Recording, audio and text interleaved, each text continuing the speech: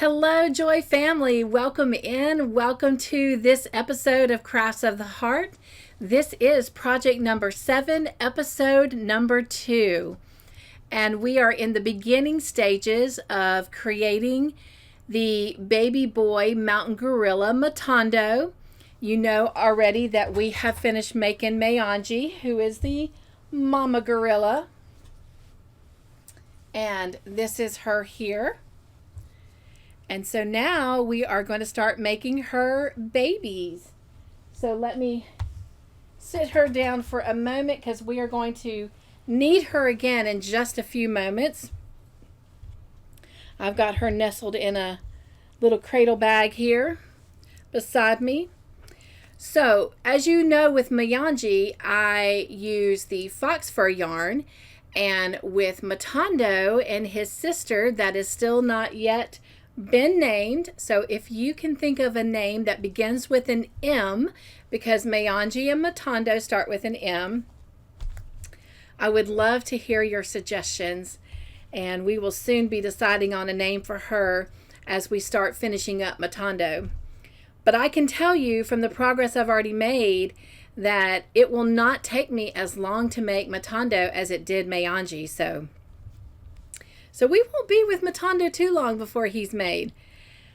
So I am using the black eyelash yarn, and this is a brand that I found off of Amazon, and it was a little bit, less expensive than like the ice yarns and some of that, but nonetheless it works fine.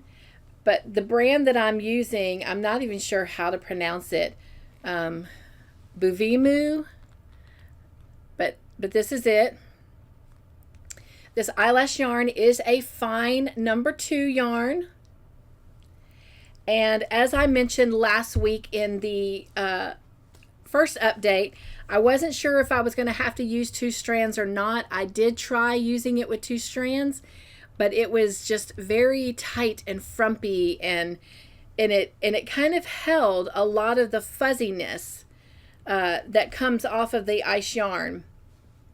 So I frogged it, but I will tell you, this does not frog easy. So just so you know, if you've never used eyelash yarn before, it is not something easy to frog because of the fact that the little fibers that create the feathers, they go in all kinds of different directions, so they get snug and caught into one another. So I did manage to get that frogged, and I started over. And with Margie, I used a 6.5 millimeter, which is a K hook with that fox fur. So I wanted Matondo to be a little bit smaller for sure from Margie, so I decided to go down in a hook size. And at first I was using a where was it? I was using an F, which is like a 3.75 hook, and this is what I ended up with. This is the top of the head. That's my tail that still needs to be weaved in. But as you can see, that is a very teeny tiny head. We would have had this little preemie gorilla. And I do want them to be a little bit bigger than this. So I left this in so I could show you in comparison. I did move up to a size H hook. And I still feel like the head is a little small, but this is the size of the head.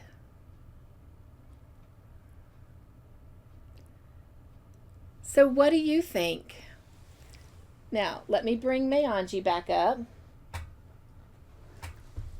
for size comparison.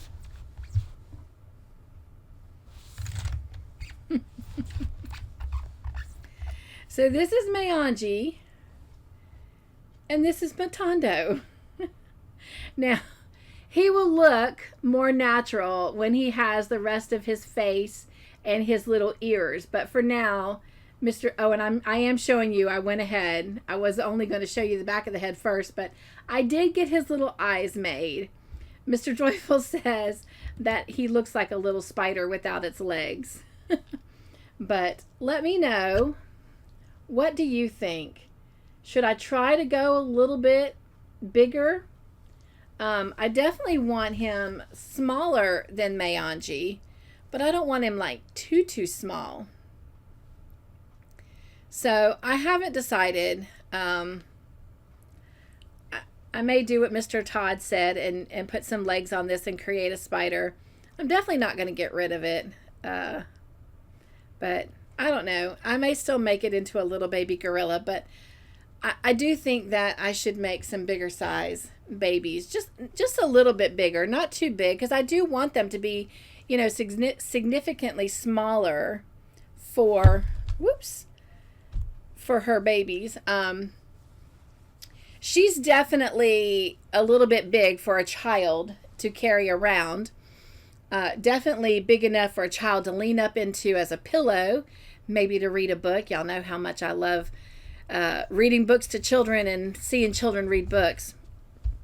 But I definitely want her babies to be big enough that they can definitely play with them. But I'm just thinking maybe a little bit bigger than this. But let me know. You might think this is the perfect size. So let me know what you think. And I will be sure to start reading those comments right away before I jump into this week's time with Matondo. But yeah, I'm curious to see what you think. Now let me just show you the book. And by the way, there will be in the information box, you'll see some products listed there that advertise this book. And certainly you can buy it from anywhere you want, but should you go through that link, then it does allow me to make a little bit of money. But either way, I'm just putting it out there for you to be able to have access to get it if you want. But let me show you. This is an up-close picture of what Matondo looks like. So you can see even here, he's not a very big little guy, but I am going to play around with a little bit of a larger hook and just see what happens. But it may be that it doesn't work, because you don't want, especially with this eyelash yarn, you don't want the holes to be too big that you can see the polyfill through it. So, but yeah. But here's a picture of Margie and Matondo. Oops, right there. So, together. So it gives you an idea again how they look together. And making sure you can see that without giving away too much of the pattern. Whoops. There we go. So, yeah. And then the sister, I'm going to make exactly another Matondo, and I'm going to put a little bow on the top of her head, so it makes her a little girl. But anyway, so that is my update for this week. I will be curious to see what you think. If I should keep Matondo this size or make him just a tad bit bigger. But I'll look to see what you say in the comments. Well, that wraps up all that I have for today, but don't go just yet, because we have some wonderful, wonderful Joy family that is also participating in Crafts of the Heart. And coming up are the updates on their projects and how they are moving along. And I invite each and every one of you, if you're not already a part of this adventure, to come join us. It is very simple. All you do is pick a project and you work on that project.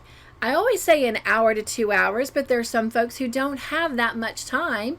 So at least 15 minutes a week, but no more than 2 hours. And then put it aside until the next week. But before you put it down, take a picture and email it to me so that we can share it out and everyone can watch your project grow. We'd love to have you. So without further ado, let me show you the updates from our Crafts of the Heart family. And we do have a new Crafts of the Heart family member that is joining us this week. So welcome in, Tasha. And I hope that we'll see your name in there eventually. Okay. Enjoy these beautiful progress pictures of our Crafts of the Heart family. And until next time, be joyful, stay crafty in your own way, make your own joyful creations, be the joy in everything you do, and live your joy. And I'll see you next time. Mwah. Nugs and joy. Bye.